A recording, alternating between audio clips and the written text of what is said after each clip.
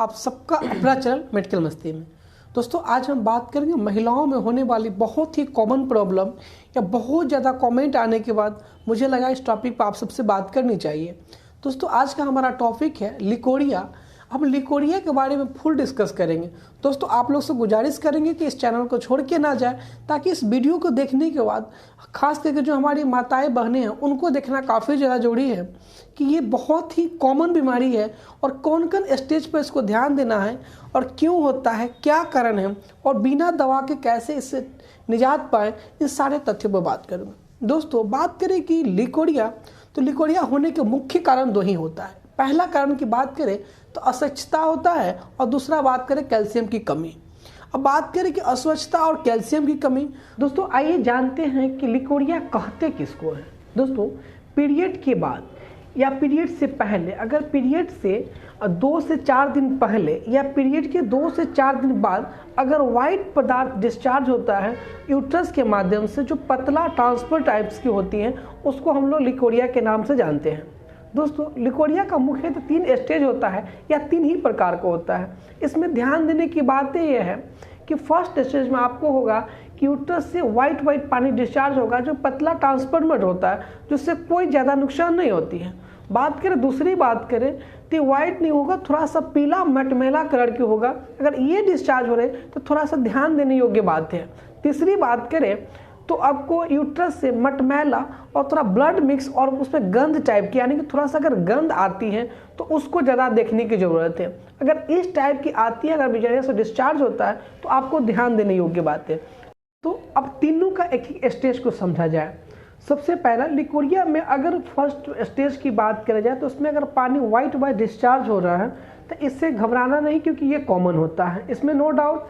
लेकिन इसका ये मतलब नहीं कि इसका इलाज नहीं करवाया जाए, डॉक्टर से नहीं दिखाया जाए। अगर इस टाइप के आ रहे तो आपको डॉक्टर से दिखानी है। दूसरी बात करें कि अगर आपको इस टाइप की, अगर सेकेंड स्टेज मटमैला टाइप की, पीला है मटमैला टाइप की, अगर यूट्रस से वजाइना डिस्चार्ज हो रही है तो आपको ध्यान देने, कहीं यूट्रस के अंदर जो गर्भाशय की अंदर लाइन में उसमें किसी भी प्रकार का सिस्ट होने की संकेत कर रहा है, तो इससे आपको बहुत ज़्यादा ध्यान देने की ज़रूरत है। तीसरी बात करें तीसरी स्टेज की, तो इसमें आपको मटमैला भी रहेगा, वाइट तो रहेगा, मटमैला रहेगा, थोड़ा येलो कलर का रहेगा और साथ में ब्लड मिक्स्ड रहेगा और इसमें स्मेल करता हुआ रहेगा। तो ये काफ़ी ध्यान देने की बात है, ये बड़ी बीमारी की ओर संकेत करता है। ऐसे स्थिति में होता क्या है कि इसको यूट्रस, दोस्तों ध्यान देने योग्य बात यह है कि अगर बहुत ज़्यादा दिनों से ब्लड मिक्स्ड अगर निकलती है तो आपको डॉक्टर की सलाह लेनी चाहिए। इसमें आप नज़रअंदाज नहीं करनी चाहिए। ज़्यादा देर से हो, आप जानते हैं कि जो यूट्रस है उसके अंदर बहुत सारे ग्लैंड्स होते हैं, बहुत छोटे छोटे नर्व्स भी होते हैं, बहुत कोमल्स होते हैं।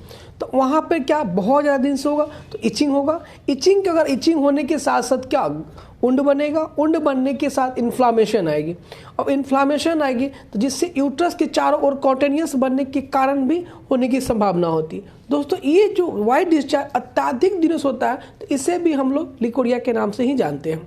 दोस्तों अब जानते हैं इसके होने के पीछे कारण क्या है, क्या क्या हो सकते हैं। दोस्तों होने के मुख्यतः कारण है अस्वच्छता। अस्वच्छता की बात करें तो बहुत बार ऐसा आप देखते होंगे कि जो वहाँ पे आप टॉयलेट के लिए जाते हैं जहाँ क्लीन जगह नहीं होता, यानी कि साफ़ जगह नहीं होता, अंदाज नहीं करनी चाहिए, क्योंकि ये बड़े बीमारी के संकेत हो सकता है। कभी कभी इस रूप में भी देखा जाता है कि जैसे आपको कैंसर या फेवराइड यूट्रस होने की भी संभावना होती है।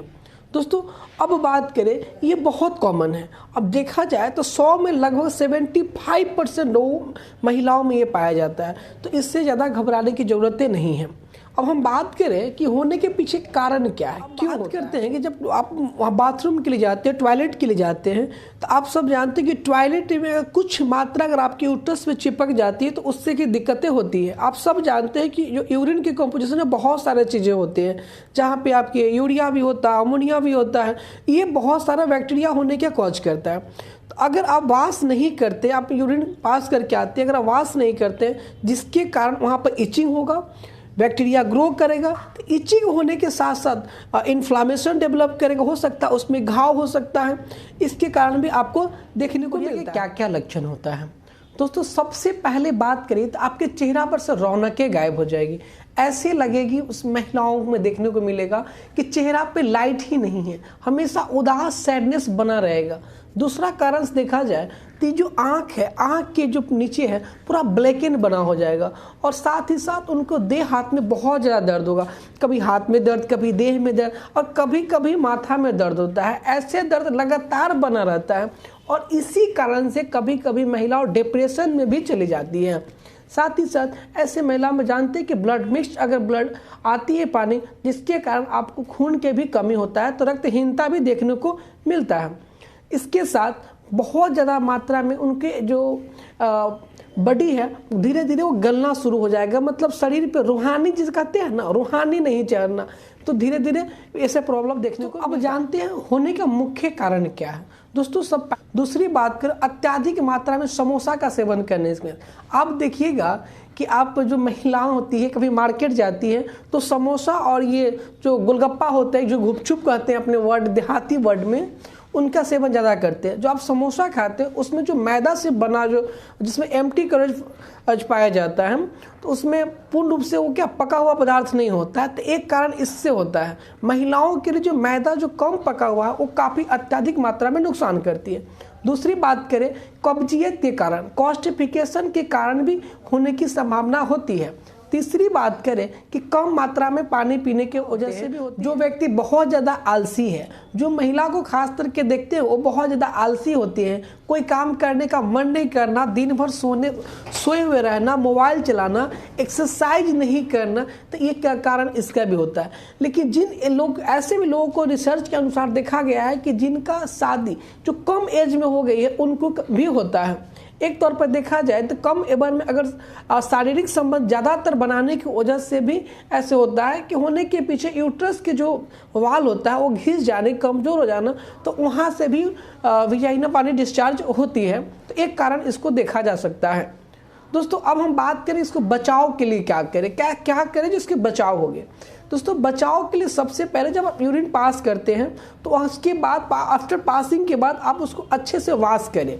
तो हम जो सिंपल से ट्रीटमेंट्स में आप ये करेंगे कि आप घरेलू मात्रा में आप नीम जानते होंगे, मैं साइड में फ़ोटो भी लगा दे रहा हूँ। आप नीम को पत्ता को लाएंगे, आप नीम को पत्ता एंटीबायोटिक होता है, आप इसको क्या करेंगे पानी में गर्म करेंगे।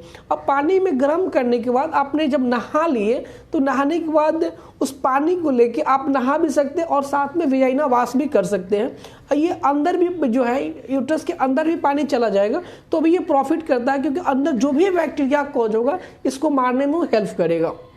साथ में आप वीवाश का प्रयोग कर सकते हैं। जब आप मेडिसिन शॉप पे जाएंगे तो उनको बोलेंगे वीवाश, तो वीवाश से भी आप अच्छे से वजाइना को साफ सुथरा रखें। तो सबसे बड़ी बात होता है कि कोई भी व्यक्ति, जो व्यक्ति अगर जो शरीर में टच करती है जो कपड़े, वो कपड़ा एकदम 100% कॉटन होना चाहिए। आप अच्छे कपड़ा पहनिए, जो कपड़े आपने अभी रिमूव किया उस कपड़े को आप अच्छे से साफ़ करें।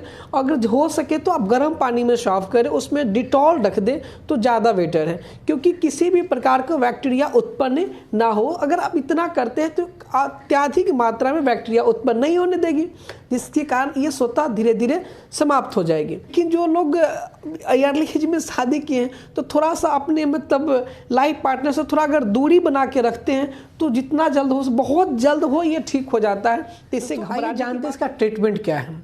दोस्तों आप सब जानते हैं कि लिकोरिया दो ही कारणों से होते, एक स्वच्छता के कारण, दूसरा कैल्शियम की कमी के कारण।